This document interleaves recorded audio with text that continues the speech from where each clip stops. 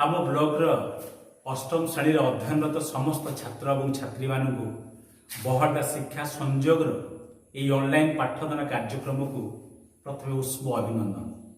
पिला माने आमे श्रीजुक्त उदयनाथ षडंगीकर लिखित रोगी सेवा विषय 5टी भाग को या मध्य शेष कर दिएछु। तेबे आस आज आमे तार अंतिम जवनिका टाणिबा 2टी व्याकरण भित्तिक प्रश्नोत्तर आलोचना पूर्वक। प्रश्न नंबर 8 को जीवा पूर्व पिला माने ओडिया भाषार इतिवृत्ति को प्रथम दृष्टि देवा ठारे नितांती जरूरी हो पड़ी। 2000 वर्ष पूर्व सृष्टि ये आम ओडिया भाषा स्वीकृत पाई एक शास्त्रीय भाषा माध्यम क्रमे तार कलेबर विकसित होती केतेक जुगजन्मा साहित्य साधकों माध्यम। पंचदश शताब्दी सारला दास, षोडश शताब्दी पंचसखा वृंद, अष्टादश शताब्दी कवि सम्राट उपेन्द्र वंश, ऊनविंश शताब्दी इंग्रेज शिक्षा सहित व्यास कवि फकीर मोहन, स्वभाव कवि गंगाधर मेहर, कविवर राधानाथ राय, भक्त कवि मधुसूदन राव से भली केतेक जुगजन्मा साहित्य साधक जो माने आम साहित्य कलेवर को समृद्ध करिसंती। आवश्यक अनुसार अर्थ प्रकाश एवं भावबोध कराइबा पाई भाषारे नूतन शब्द मान सृष्टि होता जहाँ जोग वियोग प्रक्रिया रे साधारणतः संपादित होता।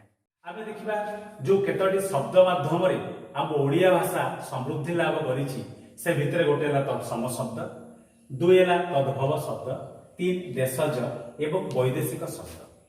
तत्सम कहले ता सहित समान, ता अर्थ होछि संस्कृत सहित समान। संस्कृत रे जहा ओडिया रे मत तम एका रहिबो। नदी शब्द हला एवं आकाश शब्द आसला तद्भव तहिर उद्भव अर्थात संस्कृत उद्भव। जेमिति नदी संस्कृत शब्द थिला नदी ताको हम ओडिया रे कहूछु नई। संस्कृत रे अछि कूप सेठु हमर हिची कूଅ। देशज शब्द मुख्यतः हम 3 भाग रे विभक्त। आदिवासी जोड़ा पूरा पुराणा भाषा हमर आदिवासी भाषा गुड़ाक, 3 हला द्राविड़ भाषा एवं 3 हला पूर्ण मात्रा ओडिया भाषा। या बाद आमे किछि वैदेशिक शब्द मत हम ओडिया शब्द भंडार भीतर को पसि आसीछि एवं हम ओडिया भाषा को समृद्ध करिछि। एवं से वैदेशिक शब्द को गुड़े आछि पोर्तुगीज भाषा, जापानिक भाषा, पार्सिक भाषा, तुर्की भाषा एवं इंग्राजी भाषा एवं एगुड़ाकर बहुल भाव में आम ओडिया शब्द भंडार को परिबुद्ध करिबारे यथेष्ट सहायक होइछि।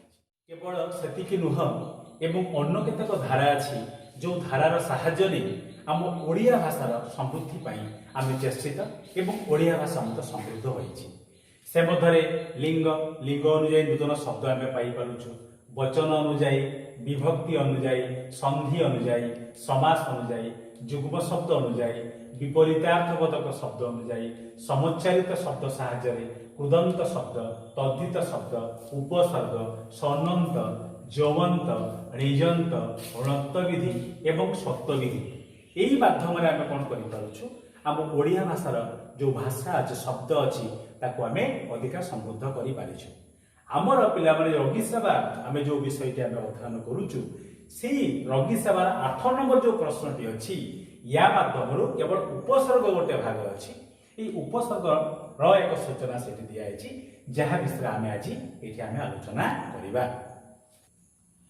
तम बही रे देख पिला माने 8 नंबर प्रश्न देइछि आरंभ रे अक्षर जोग करी 5टी शब्द गढ़िबा एवं नूतन शब्द गुड़ी को एठारे आमे लेखिबा।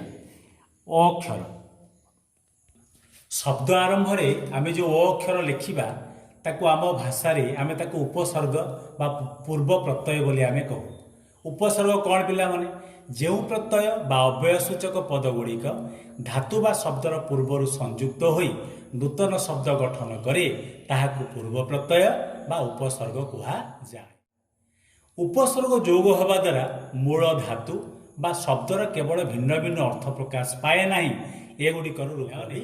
संस्कृत भाषा अनुसार आमर 20टी उपसर्ग रही जेमिति कि प्र, परा, अप, सम, नि, अधि, सु, निर, दूर, उत, अति, परि, प्रति, अव, अनु, बि, अभि, उप, अपि, आ।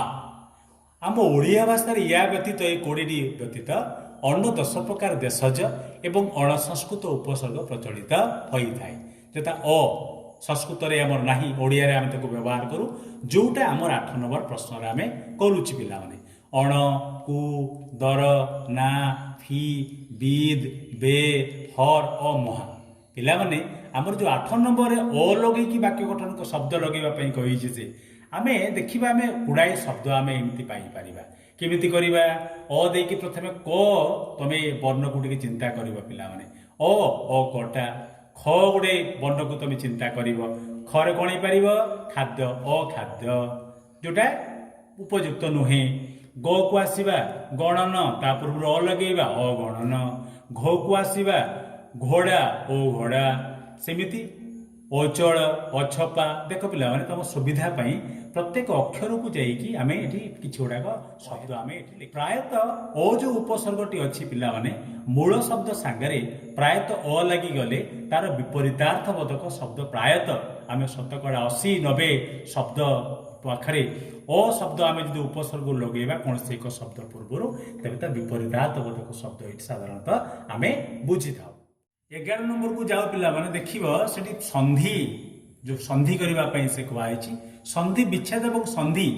ସନ୍ଧି କଲେ କ'ଣ ପିଲାମାନେ? ଯେ ପରସ୍ପର ସନ୍ନିହିତ ପୂର୍ବ ପଦର ଶେଷ ବର୍ଣ୍ଣ ଓ ପରପଦର ପ୍ରଥମ ବର୍ଣ୍ଣର ମିଳନକୁ ସନ୍ଧି କୁହାଯାଏ। ସନ୍ଧି ସାଧାରଣତଃ 3 ପ୍ରକାର: ସ୍ୱର ସନ୍ଧି, ବ୍ୟଞ୍ଜନ ସନ୍ଧି ଏବଂ ବିସର୍ଗ ସନ୍ଧି। ଏହା ବିଷୟରେ ବିଶଦ ଆଲୋଚନା ପରବର୍ତ୍ତୀ ଶ୍ରେଣୀରେ ଆମେ ପାଇବା ପିଲାମାନେ। ଆମେ ଦେଖିବା ତମର 11 ନମ୍ବର ପ୍ରଶ୍ନ ଅଛି, କେତେକ ପ୍ରଶ୍ନୋତ୍ତର ଏକ ଶବ୍ଦ ଦେଇଛି, ତାକୁ ସନ୍ଧି କରିବା ପାଇଁ କୁହାଯାଇଛି ପିଲାମାନେ। କିଭଳି ହବ? ପ୍ରଶ୍ନଯୁକ୍ତ ଉତ୍ତର। ଆମେ ନିୟମକୁ ଯଦି ଯିବା ପିଲାମାନେ, ଆମେ ଜାଣିବା ଓ ଯୋଉ ପ୍ରଶ୍ନର ଶେଷ ଯୋଉ ବର୍ଣ୍ଣଟି ଆସୁଛି ଓ, ପ୍ରଶ୍ନ ଓ, ଉତ୍ତରର ଯୋଉ ପ୍ରଥମ ଓ ଏବଂ ଉ ମିଶିଲେ ହୁଏ ପିଲା ଓ।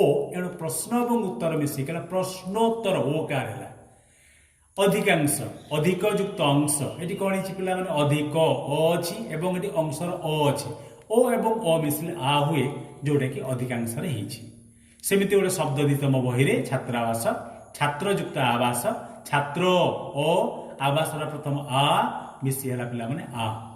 ଜଗନ୍ନାଥ, ଜଗତ ଯୁକ୍ତ ନାଥ, ଏ ଗୋଟେ ବ୍ୟଞ୍ଜନ ସନ୍ଧି ପିଲାମାନେ। ଜଗତ, ଏହା ସୂତ୍ର କଣ ହେଇଛି ପିଲାମାନେ? ତ ଏବଂ ନ ମିଶିଲେ କିମ୍ବା ଦନ୍ତନ ଯୁକ୍ତ ନ ମିଶିଲେ ଦନ୍ତନରେ ଦନ୍ତନ ହେଇଥାଏ, ଗୋଟେ ଜଗନ୍ନାଥ ହେଇଛି। ସ୍ୱେଚ୍ଛା, ସେମିତି ସ୍ୱ ଓ ଅଛି ପିଲାମାନେ। ଇଚ୍ଛା, ଇ ଅଛି, ଓ ଏବଂ ଇ ମିଶିଲେ ଏ ହୁଏ। ଇଏ ହେଲା 11 ନମ୍ବର ପ୍ରଶ୍ନର ଉତ୍ତର ପିଲାମାନେ। ତା ନିୟମ ଏଇଭଳି ନିୟମରେ ଆମେ କଣ କରିବା? ନୂଆ ଆମେ ସନ୍ଧି ଆମେ କରିପାରିବା, ସନ୍ଧି ବିଚ୍ଛେଦ ବି ଆମେ ସହଜରେ କରିପାରିବା। ପିଲାମାନେ, ରୋଗୀ ସେବାର ଯୋଉ ଅନ୍ତିମ ପର୍ଯ୍ୟାୟ ଆମର ଥିଲା, 2ଟି ବ୍ୟାକରଣ ସମ୍ବଳିତ ପ୍ରଶ୍ନ ଉତ୍ତର ଥିଲା, ଆମେ ତା ଆଲୋଚନା କରିଛୁ। ଆଜି ଆମେ ରୋଗୀ ସେବାର ଯୋଉ ଶେଷ ଅଧ୍ୟାୟକୁ ଆମେ ଶେଷ କରୁଛୁ। ପରବର୍ତ୍ତୀ ଅଧ୍ୟାୟରେ ନୂତନ ଗୋଟେ ବିଷୟକୁ ଆମେ ଯିବା ପିଲାମାନେ। ସେ ପର୍ଯ୍ୟନ୍ତ